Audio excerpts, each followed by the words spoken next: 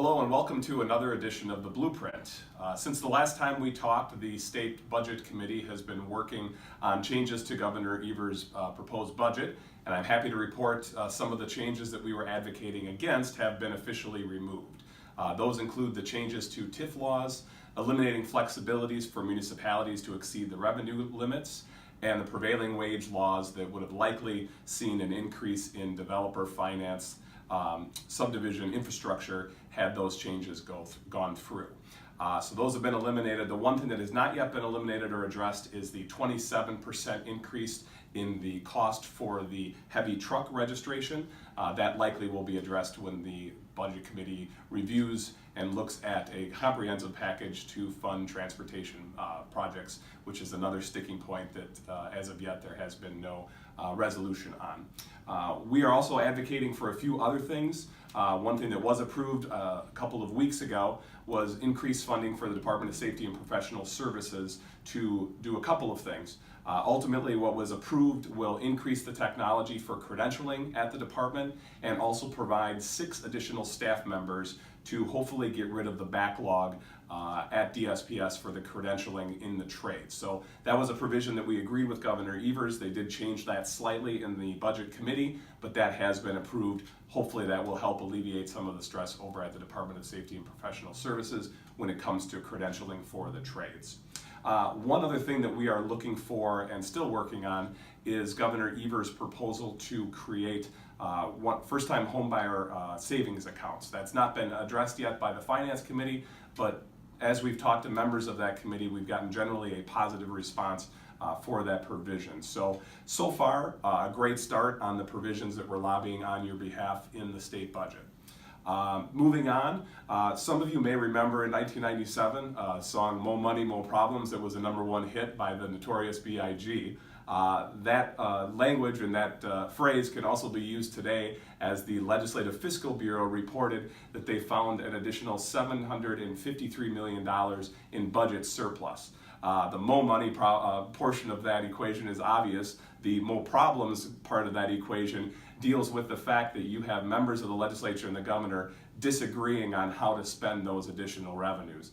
Senator Fitzgerald has been advocating for those dollars to go to the rainy day fund and for also some of those to be used for transportation and capital projects.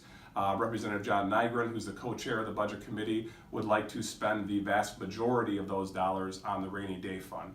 Finally, Governor Evers has said that he would like those funds to go to pay down some state debt, to also invest in worker training programs and technical college funding, and also to keep some of those funds in the rainy day, some of those dollars in that rainy day fund as well. So Governor Evers can unilaterally retire that debt without legislative approval, and I don't think he would get much pushback on that endeavor to save some dollars moving forward. The Budget Committee did sign off on some additional funding for worker training, just not as much money as the Democrat members of that committee were looking for. So look for this to continue to be a topic. Likely they will wait until the end, probably, to see how the budget shakes out to make final decisions on where those additional dollars will go. Wanted to talk briefly on a new service that's being provided to all local associations. During the February advocacy group, we talked about a service that will allow local associations to access a database that does keyword searches for different development and building terms to search local municipality different materials that they put out on their website, agendas and minutes. So this will hopefully save some time and be a valuable tool. The members that were in attendance at that meeting thought that this was a good idea. The Executive Committee used funds from the Blair Funds, that's a Builder Legal Action and Research Fund, to fund this service for all local associations. Recently, executive directors, executive officers, and local government affairs staff were trained on this software to try to get them better in tune of how to use that only for their key or their local area. The software is from a company called Curate, and there's more information on the link below this email as well. So again, this is something that we're hoping is a valuable tool that will allow local HBA staff to better track and better look for items that are being considered by local units of government to make sure that they're not detrimental or that there's positive things being considered by those local units of government.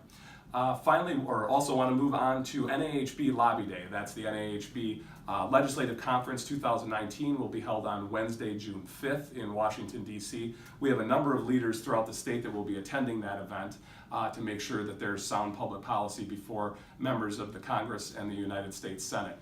Even if you're not able to attend that event, I would encourage you to click the link below to see some issue papers on what members are going to be lobbying on, and also to see a short video from NAHB lobbying staff to talk about some of the things that are going to be talked about at that event, including GSE reform, national flood insurance, workforce and labor, low-income housing tax credit, and building energy codes, to name just a few. So finally, we want to conclude with a reminder, time is running out on the three big events that we have coming up in June. We have the member meeting day on Wednesday, June 26th at Century World. Later on that night, a Build Pack event, which is $100 to attend at Central Waters Brewery. Those funds obviously will go to help support Build Pack at NAHB. And then finally, we have the Wisconsin Builders Foundation golf outing on Thursday, June 27th, again back at Century World. Links for all those events can be found below. We'd love to have you attend all of those events. Again, thank you for tuning in to this week's edition of The Blueprint, and we look forward to seeing you in a couple weeks. Thanks.